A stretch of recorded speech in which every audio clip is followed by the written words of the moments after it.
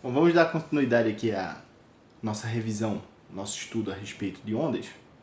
E concluído aqui o, o estudo, né, a respeito daquela parte introdutória e das características da onda, vamos ver aqui um pouco do comportamento da onda, ou seja, quando a onda está se propagando, quais são os efeitos que nós observamos, e alguns desses efeitos são relativamente qualitativos, outros são quantitativos também, tá? Então, o primeiro comportamento que a gente tem aqui é o comportamento de reflexão, tá?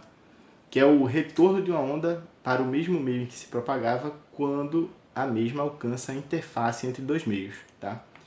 Então aqui é um exemplo de tipicamente a luz faz isso, né?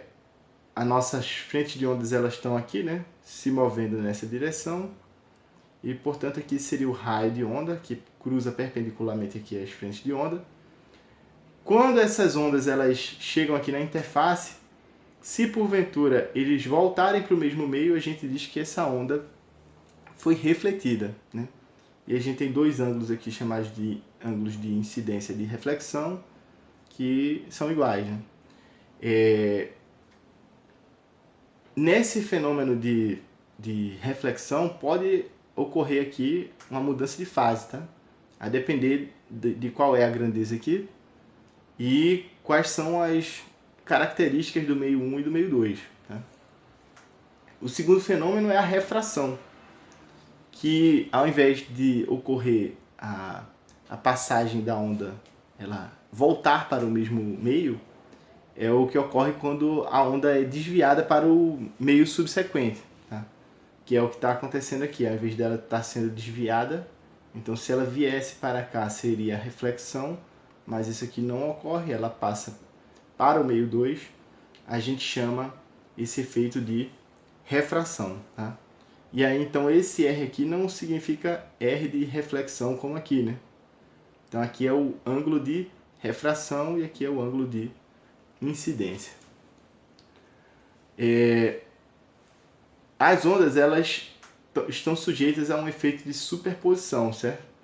Então se a gente tiver mais de uma onda e elas estejam se propagando em direções distintas, pode ser que os efeitos das ondas se encontrem no espaço, tá? Então, quando duas ondas distintas se encontram no espaço, vai ocorrer a soma entre os valores da intensidade, tá? Naquele ponto. E aí, quando eu somo as intensidades, pode ocorrer duas coisas, certo? Porque a intensidade ela pode ser, vamos dizer assim, positiva ou negativa, não é isso? Então, se elas tiverem o mesmo sinal, vai haver um efeito que a gente chama de interferência construtiva, tá? A soma devido aos efeitos de superposição resulta em uma intensidade maior da grandeza que sofre a perturbação. Ou pode haver uma interferência destrutiva, que aí a soma devido aos efeitos da superposição resulta em uma intensidade nula da grandeza que sofre a perturbação, certo? Então seria o caso em que as duas ondas distintas, né, têm a mesma intensidade, só que tem sinais opostos, né? Aí tem aqui uma pequena ilustração para o caso aqui de uma corda. Então só tenho duas possibilidades, né, para uma corda, que é uma onda se propagar da esquerda para a direita ou da direita para a esquerda. Então eu tenho um pulso aqui em uma determinada, no caso aqui é um sentido, né, para a direita, e esse aqui eu tenho para a esquerda. E à medida que o tempo passa, então é como se aqui fossem instantâneos, não é isso? E aqui é a passagem do tempo. Esses pulsos vão se aproximando, e aí aqui esses pulsos se encontram, tá? Esse vermelho aqui mais de baixo é a representação da intensidade desse pulso, esse vermelho aqui mais alto é a intensidade desse pulso, e o preto é como a corda vai ficar. Ela vai ficar ainda mais deformada, porque esses dois pulsos têm o mesmo sentido, né? Vamos dizer assim, se aqui fosse um eixo Y, os dois têm um Y positivo, e aí a gente teria uma onda aqui com uma interferência construtiva, né? E aí a partir daqui as ondas seguem, tá? Depois de interferirem aqui nesse ponto, nessa região, como se nada tivesse acontecido, tá? O fenômeno da superposição ela não gera uma interferência secundária entre as ondas. Aquela interferência só ocorre naquele ponto onde elas se encontraram. E aí aqui eu pus uma das ondas com um sinal invertido com relação à outra, né? E aí o que a gente vê é que uma tem um sinal invertido, a outra tem aqui, ela está para cima e a outra para baixo, então a posição da corda efetivamente quando essas ondas se encontram, ela fica num valor intermediário. Tá? E a partir de depois da interferência aqui, elas continuam a seguir como se nada tivesse acontecido. E aqui é o caso crítico em que, além de terem os sinais invertidos, elas têm as intensidades idênticas. E aí o que acontece é que quando elas se encontrarem aqui, nesse instantâneo parece não haver onda alguma, porque elas são exatamente opostas, elas vão interferir aqui destrutivamente. Então a onda meio que desaparece por alguns instantes ali, e aí a partir daí os dois pulsos seguem como se nada tivesse acontecido, tá? Tem para a gente tentar interpretar como ocorrem alguns fenômenos de onda, tem esse princípio de Huygens, em que cada ponto de uma frente de onda se comporta como uma nova fonte no desenvolvimento da propagação, tá? Então aqui seria uma espécie de frente de onda aqui no passado.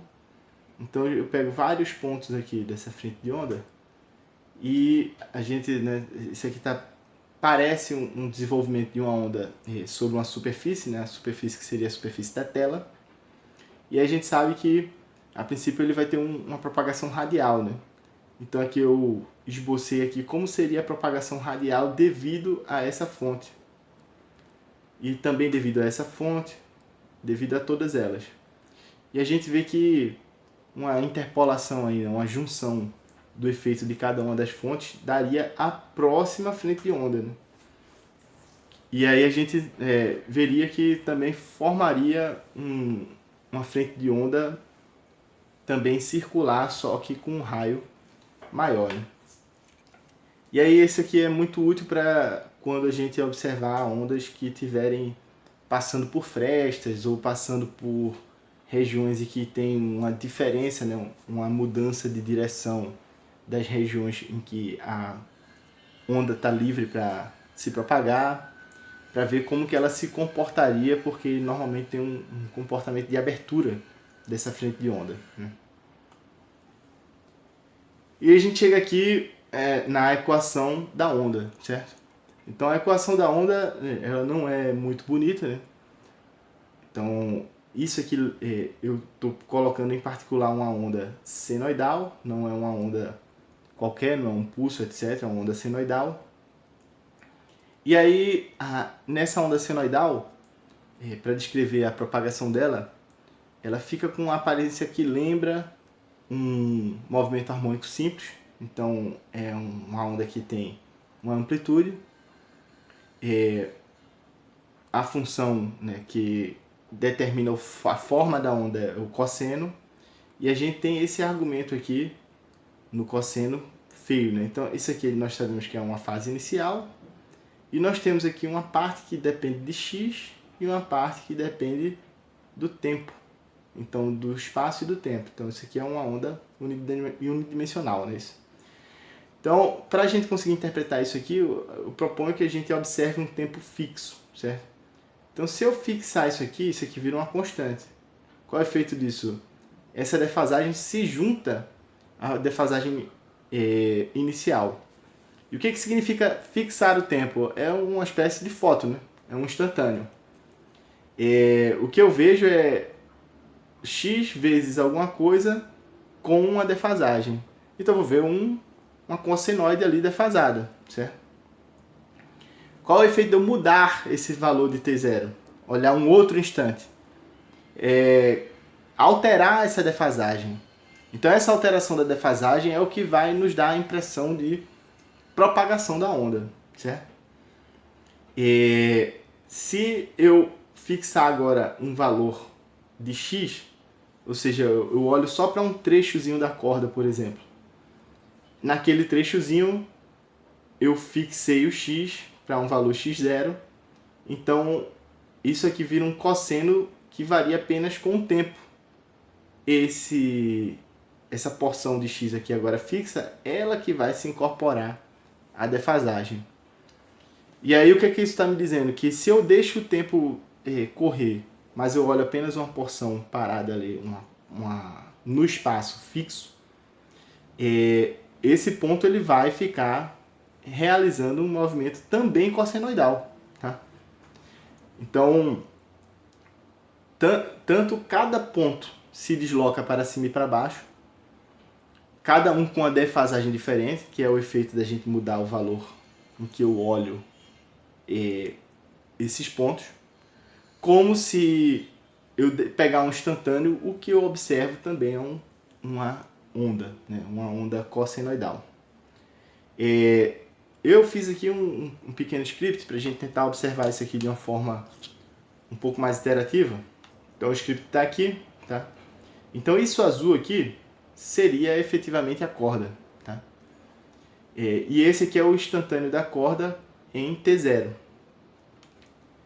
E aqui é o deslocamento da corda na posição x0. Então eu pego aqui x0, tá vendo essa posição aqui? Se eu deixar o tempo correr, ou seja, esse eixo aqui é o eixo do tempo. Se eu deixar o tempo passar, o ponto x0 ele vai efetivamente mudar de posição, certo? Então vamos ver o que acontece aqui se eu altero o valor de t0, certo? Então, quando eu aumento T0, o que eu estou vendo aqui no instantâneo da corda? Eu estou mudando aquela fase, a corda está se deslocando, porque efetivamente a onda está se deslocando. Então, quando eu mudo T0, a onda vai para frente se eu faço um movimento progressivo. Né? E a gente vê aqui que o que está acontecendo no ponto x0 aqui? Quando o tempo passa, o valor da intensidade em x0 muda. E aí eu estou correndo o eixo do tempo aqui também e vendo essa mudança. Então ele está aqui com um determinado valor aqui, esse mesmo valor está aqui, ó. E assim sucessivamente, certo? Se eu mudar o valor de x0, eu vejo que cada onda vai ter um comportamento ao longo do tempo distinto, né? Defasado com relação a outro ponto. Então eu acho que essa equação de onda não é uma equação simples, mas eu espero que esse script tenha ajudado um pouco aí a observar mais ou menos o que é aquela equação complexa, que é uma amplitude com o cosseno de um termo com x e um termo com o tempo, e uma defasagem, o que ele significa, não é isso?